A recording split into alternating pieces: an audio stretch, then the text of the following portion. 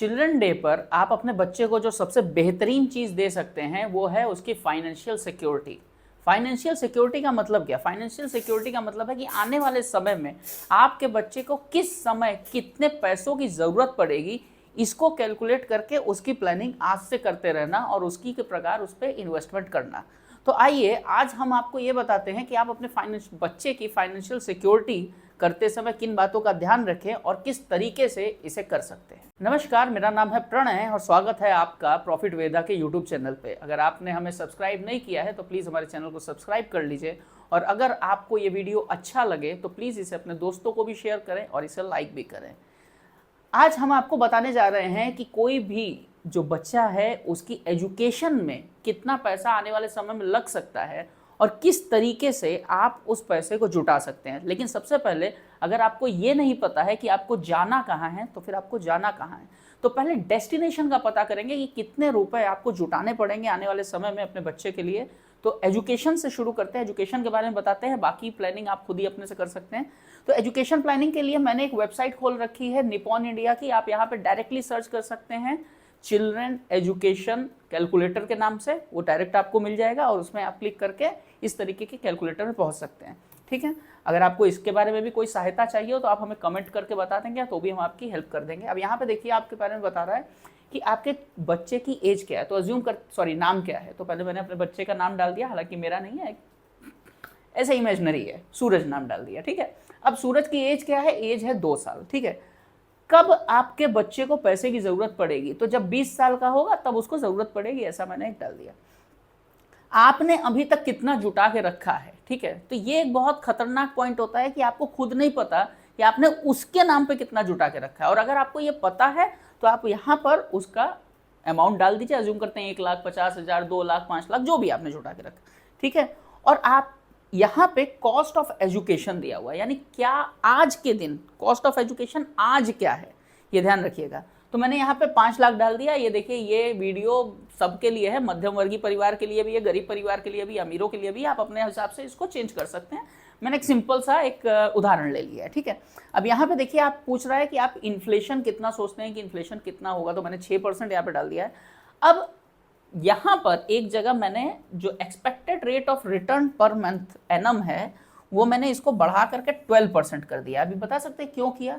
क्योंकि आपको अपने बच्चे का जो पैसा है वो म्यूचुअल फंड में डालेंगे तो सबसे बेहतरीन रिटर्न मिलेगा। और कौन सा म्यूचुअल फंड, ये अभी लास्ट तक बने रहिए, हम लोग आपको बताएंगे कि किस म्यूचुअल फंड में आप ये पैसा इन्वेस्ट कर सकते हैं। ठीक है, अब आपको इसे कैलकुलेट करना है। आपने इसे कैलकुलेट किया, क्लिक किया, अब देखिए कितना आ रहा है।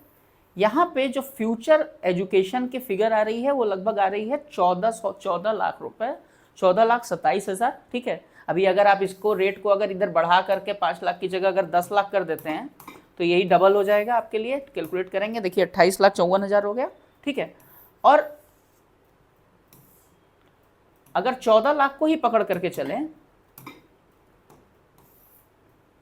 तो लगभग आपको 2,000 रुपए के आसपास अगर आप इसकी मंथली SIP कर देते हैं म्यूचुअल फंड में, तो आप समझिए कि आपके बच्चे का जो फ्यूचर है वो सिक्योर हो गया।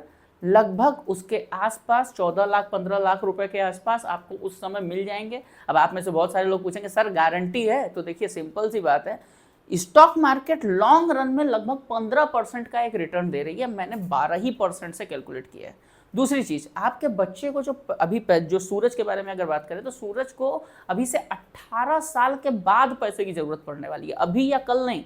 तो मार्केट शॉर्ट रन में ऊपर नीचे कर जाती है, लेकिन लॉन्ग रन में आपने अगर देखा होगा तो वो ऊपर ही ऊपर जा रही है और अच्छे से आगे भी बढ़ेगी। ठीक है, अब यहाँ पे सीधे इन्वेस्ट जो है 1,800 2,000 रुपए के आसपास आपको लगाने हैं। अब पॉइंट ये आता है कि किस में लगाना है। तो आप देखिए सिंपल, इसके लिए कोई दिमाग लगाने की जरूरत नहीं है। हमने यहाँ पे एक शॉर्टलिस्ट करके रखा हुआ है कि आप किस म्यूचुअल फंड में इसे निवेश कर सकते हैं। तो यहाँ पर SBI का मैग्नम चिल्ड्रन बेनिफिट फंड बहुत बढ़िया है, लॉन्ग रन में ये अच्छा रिटर्न दिया है, अभी 5 साल के ऊपर इसे हुआ नहीं है।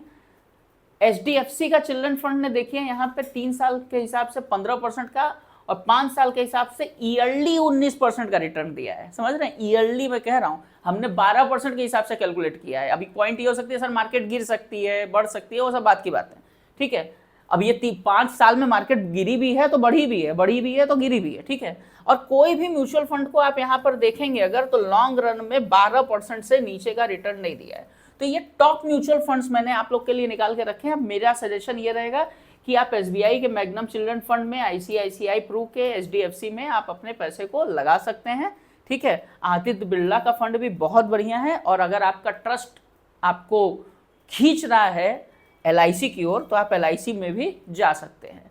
तो ये था एक छोटा सा संक्षिप्त, छोटा सा विवरण जो आपको ये बता सकता है कि आने वाले समय में आपके बच्चे को कितने पैसे की ज़रूरत पड़ती है और किस हिसाब से आप इसे इन्वेस्ट कर सकते हैं और कहाँ इन्वेस्ट कर सकते हैं। अभी आपको क्या चीज़ नहीं करनी चाहिए, सिंपल से इस बात समझिए कि एक बार अगर इसको आपने चालू कर दिया तो आप ये मत सोचिएगा कि यार ये बढ़ेगा कि नहीं बढ़ेगा। देखिए, सबसे इंपॉर्टेंट बात ये होती है कि कंसिस्टेंसी होनी चाहिए, ठीक है। आप लगातार कंसिस्ट रहिए, पैसे को बीच में निकालिए मत, कहीं पर भी ये मत सोचिए कि ये जो है उस समय मुझे उतना मिलेगा कि नहीं मिलेगा। एक छोटा सा छेद एक नाव को डुबो सकता है, ना कि पूरा का पूरा समंदर। तो ये छोटा सा छेद आपका डाउट होता है जो आपकी लाइफ को खराब कर सकता है। तो डाउट मत रखिए, कोई भी तरीके का क्वेश्चन हो आप मेरे से पूछिए, कमेंट करिए और इस डाउट को ख़त्म करिए। और अगर आपको ये वीडियो अच्छा लगा हो तो इसे लाइक करिए और किसी और के बच्चे के लिए इसे प्लीज़ शेयर भी करिए। धन्यवाद।